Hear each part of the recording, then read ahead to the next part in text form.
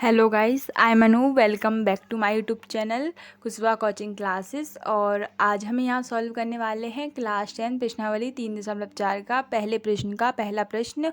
तो उससे पहले अगर आप चैनल पर नए हैं तो चैनल को सब्सक्राइब कर बेल आइकन को प्रेस कर लीजिएगा और वीडियो पसंद आए तो वीडियो को एक लाइक कर दीजिएगा।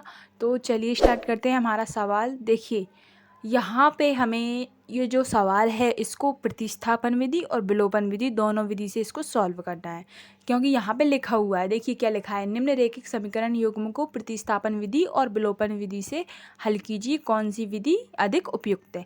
तो ये जो सवाल है इसको हमें प्रतिस्थापन विधि से भी हल करना है और विलोपन विधि से भी।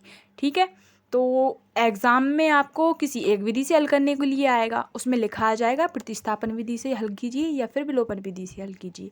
ठीक है, तो हम आपको यहाँ पे दोनों विधि से सवाल करके दिखाएंगे और दोनों का आंसर सेम आएगा। ठीक है, तो यहाँ पे लिखा है x + y = 5। इसको दे देंगे हम समीकरण नंबर 1। उसके बाद लिखा है 2x - 3y = 4। ठीक है, इसको दे देंगे अपन समीकरण नंबर 2।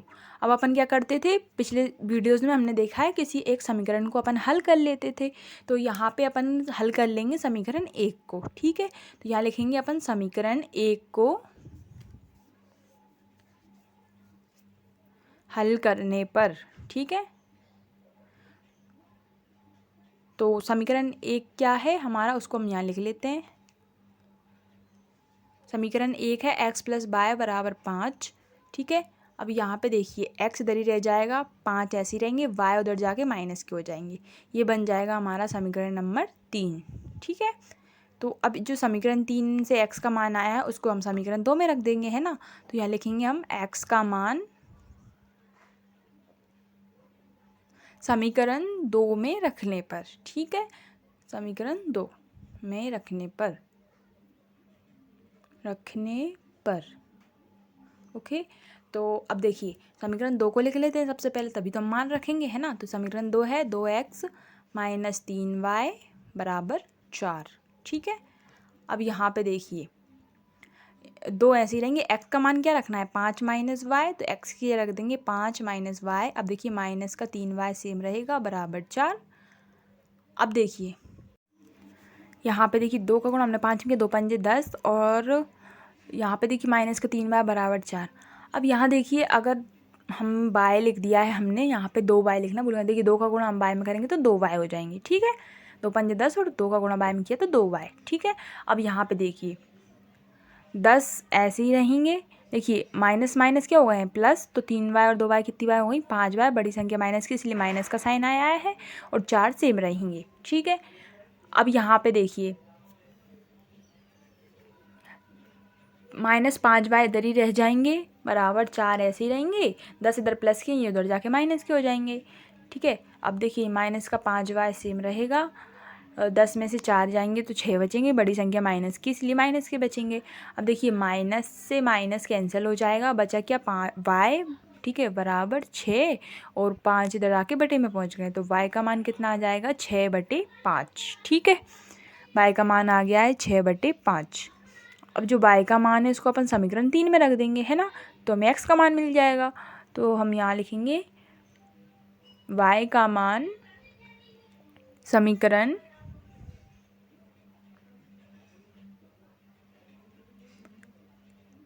3 में रखने पर। ठीक है, समीकरण 3 क्या है, x = 5 - y, है ना। तो यहाँ लिख लेंगे हम x = 5 - y। ठीक है, अब यहाँ देखिए x हमारा सेम रहेगा, =5 ऐसे ही रहेंगे, माइनस y का मान कितना आया है 6/5, है ना, 6/5। अब देखिए इधर, अब यहाँ पे देखिए x = 5 के बटे में कुछ नहीं तो अपन 1 लिख सकते हैं, है ना। देखिए 5 का गुणा 5 में करेंगे 5 × 25, उसके बाद माइनस 1 का गुणा 6 में करेंगे तो 1 × 6 हो जाएंगे, और 1 का गुणा 5 में करेंगे तो 5 ही आएंगे, है ना।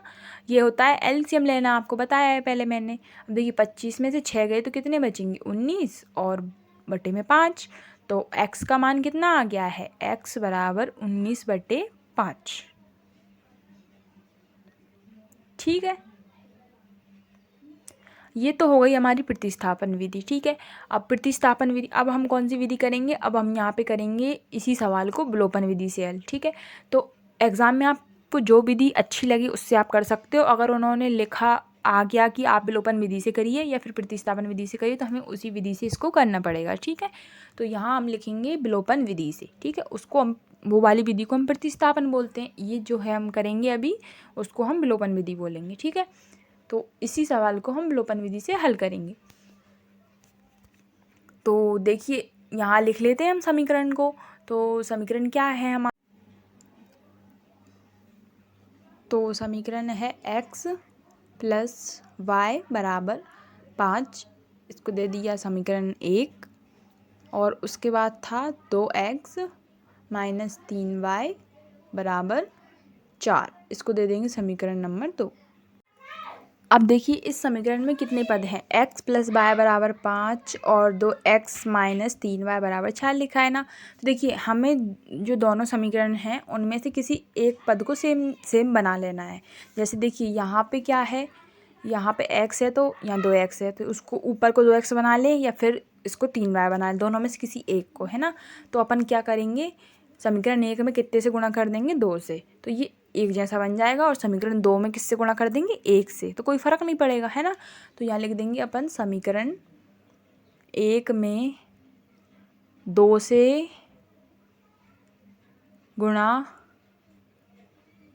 करने तथा समीकरण 2 में कितनी संख्या से, 1 संख्या से, है ना। समीकरण 2 में 1 से गुणा करने पर, तो देखिए यहाँ पे समीकरण 1 को ऐसा ही उतार लेंगे हम पूरा का पूरा ही, ठीक है। इसको पूरा ऐसा ही लिख लेंगे यहाँ पे। तो x + y = 5। अब देखिए इस पूरे समीकरण में हमें कितने से गुणा करना है, 2 से। और दूसरा है 2x - 3y = 4, इसमें हमें कितने से करना है, 1 से। देखिए करेंगे तो दोनों समीकरण में करेंगे, नहीं तो किसी में नहीं करेंगे, ठीक है। तो यहाँ पे हमें दोनों समीकरण में करना पड़ेगा। देखिए 2 का गुणा x में किया 2x, प्लस 2 का गुणा y में करेंगे 2y, और 2 का गुणा 5 में करेंगे 2 × 5 = 10, ठीक है। 1 का गुणा 2x में करेंगे तो 2x, और माइनस के 1 का गुणा 3y में करेंगे 3y, और 1 का गुणा 4 में करेंगे तो 4 ही आएंगे, ठीक है। अब देखिए क्या करना है, यहाँ पे साइन चेंज होंगे, यहाँ प्लस है तो माइनस, या माइनस है तो प्लस, और यहाँ पे प्लस है तो माइनस, मतलब ये नीचे वाली संख्या अब चेंज हो चुकी है। ऊपर वाली प्लस की नीचे वाली माइनस की कट गई है, दोनों प्लस प्लस की हो गई है। तो 3y और 2y कितनी y हो जाएंगी हमारी, 5y। अब देखिए यहाँ पे 10 प्लस के हैं, 4 माइनस के हैं, तो प्लस माइनस माइनस, 10 में 4 गए तो 6 बचे। y = 6 और बटे में 5, ठीक है। तो y का मान आ गया है 6/5। बताया था ना आपको, दोनों विधि से करेंगे तो आंसर तो सेम ही आएगा, ठीक है। अब जो y का मान है उसको अपन समीकरण 1 में रख देंगे, ठीक है। y का मान समीकरण 1 में रखने पर, अब यहाँ पे देखिए समीकरण 1 को लिख लेते हैं। समीकरण 1 क्या है, x + y = 5, है ना। x + y = 5। अब देखिए x ऐसा ही रहेगा बिल्कुल, क्योंकि इसका मान नहीं है, प्लस y का मान कितना आया अभी, 6/5, ठीक है, बराबर 5। अब देखिए तो इसके बटे में कुछ नहीं, तो 1 लिख सकते हैं। एक x का गुणा 5 में करेंगे तो 5x, 1 का गुणा 6 में करेंगे तो 6, और 1 का गुणा 5 में करेंगे तो 5 = 5, ठीक है। अब देखिए ये, ठीक है, इनका गुणा कर दिया ना, तो ये आ गया है अपना। अब देखिए 5x + 6 ऐसे ही रहेंगे, बराबर 5 ऐसे ही रहेंगे, 5 इधर बटे में, इधर आके इंटू में पहुँच जाएंगे।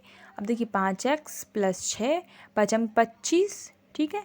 अब देखिए 5x ऐसे ही रहेंगे इधर, ये, ठीक है, 5x ऐसे ही रहेंगे, 25 ऐसे ही रहेंगे, 6 इधर जाके माइनस के हो जाएंगे। 5x सेम रहेगा अपना, 25 में से 6 गए तो 19 बचेंगे। अब देखिए x इधर ही रह जाएगा, 19 ऐसे ही रहेंगे बराबर में, और 5 कहाँ पहुँच जाएंगे, बटे में, क्योंकि ये इधर इंटू में थे, है ना।